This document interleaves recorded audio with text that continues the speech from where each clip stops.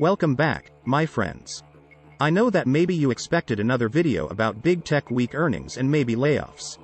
Every week now, it seems as though there is more bad news about Carvana. If you recall from this past summer, Carvana had a huge layoff.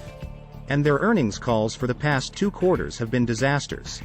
They are failing to meet Wall Street analysts' expectations. And one analyst even refused to publish any forward guidance. Carvana stock is in freefall, having lost 97% of its value in the past year. Add to that, Carvana has never been profitable. Sounds like the situation with a lot of tech unicorns, doesn't it? Today, we are hearing news that Carvana is laying off another 1,500 employees. It is, frankly, how much of a future Carvana still has. Carvana could run out of cash if the next few quarters are like Q3. So, what is the real future of Carvana? What does it mean for the economy? And, what does it mean for the future of the United States? But, before we get into all of that, please press the like button and leave us a comment below. We would love to hear from you. Please subscribe and hit the bell icon so that you are notified of upcoming videos when they are released. Reports today indicate that Carvana is laying off around 1,500 employees.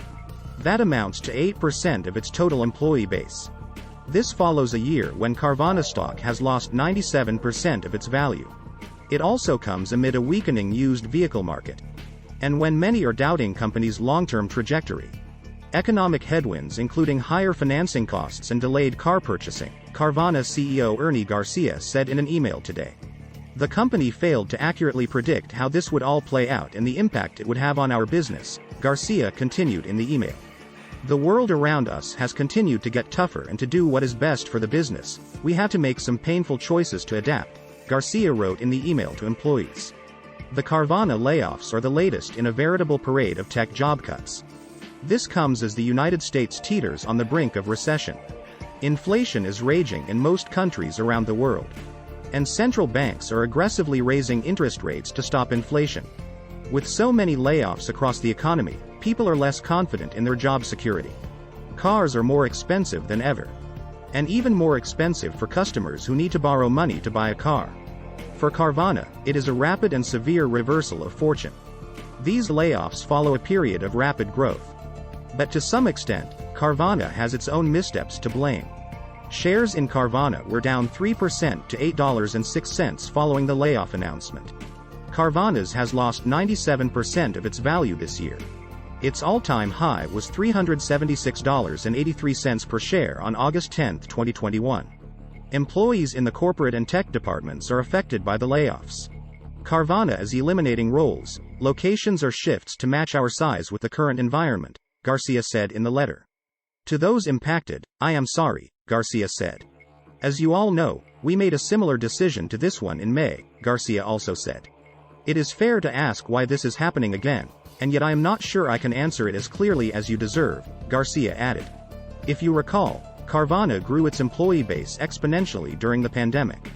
During that time, car buyers shifted to online purchasing as opposed to visiting a dealership. Carvana promised a hassle-free experience of buying used vehicles from a customer's home. But Carvana did not have enough vehicles for sale to slake the surge in consumer demand. Carvana also did not have enough employees to process what vehicles it did have in stock. Because of its vehicle shortage, Carvana bought car auction company Edisa. And Carvana instantly had a record number of vehicles in its inventory. But, since the pandemic has ended, a number of factors have conspired to hurt Carvana. Sky-high prices. High interest rates. Fears of a recession. Customer job security concerns. These layoffs come just 2 weeks after a disastrous Q3 earnings call. And a subsequent stock sell-off. Carvana missed Wall Street's revenue and earnings expectations for Q3. Instead, Carvana reported declines in revenue, profit and sales when compared to Q3 of last year. Morgan Stanley refused to publish a stock rating and price target for the stock after the disastrous earnings call. Morgan Stanley analyst Adam Jonas blamed the weakening used car market. In addition, Carvana has a lot of debt and faces a volatile funding environment for the change.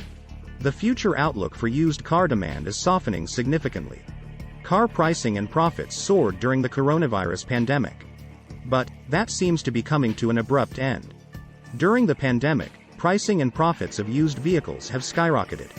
That is because car buyers who could not find or afford to purchase a new vehicle decide to buy a used car or truck. Inventories of new vehicles were pretty sparse during the coronavirus pandemic. That was largely because of supply chain issues, not least of which was a global shortage of semiconductor chips. Nevertheless, rising interest rates, inflation and recessionary fears have basically cornered consumers into paying these record prices. Large franchised new and used vehicle dealers such as Lithia Motors and AutoNation warned of softening in the used vehicle market when recently reporting their third quarter results, Jones added. Next year will be a difficult one for Carvana, said Carvana CEO and co-founder Ernie Garcia. A normalization of the used vehicle industry from its inflated levels and increasing interest rates, among other factors, will hurt Carvana, Garcia continued. Cars are an expensive, discretionary, often financed purchase that inflated much more than other goods in the economy over the last couple years, Garcia also said. And it is clearly having an impact on people's purchasing decisions, he added. The end of Q3 is basically the most unaffordable point ever for customers who finance a vehicle purchase, said Garcia. Basically, all financial numbers of the Carvana's operations were worse in Q3 as compared to Q3 of last year. Not least of which is a 31% decrease in gross profits to $359 million. Cars sold plummeted 8% compared with Q3 of last year to 102,570 vehicles. Gross profit per car sold, which is a highly watched metric by investors, sank by more than $1,100 to $3,500. Carvana reported a loss of $2.67 per share. Total revenue was $3.39 billion, which fell short of expectations. If you were watching the various public company earnings being reported, you already know what is going on. It is fair to say that Q3 earnings were weak or weakening in most companies, aside from oil companies. And, you know the financial and economic narrative of the times. Inflation is raging in most parts of the world. Central banks are aggressively raising interest rates in order to tame inflation. Consumers' budgets are getting tighter because of having to spend more on gas and food.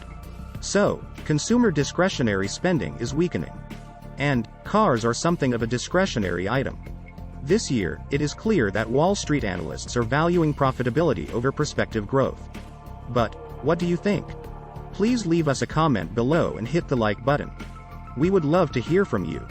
Please subscribe and hit the bell icon so that you are notified of upcoming videos when they are released. Please share this video on social media. Thank you for watching.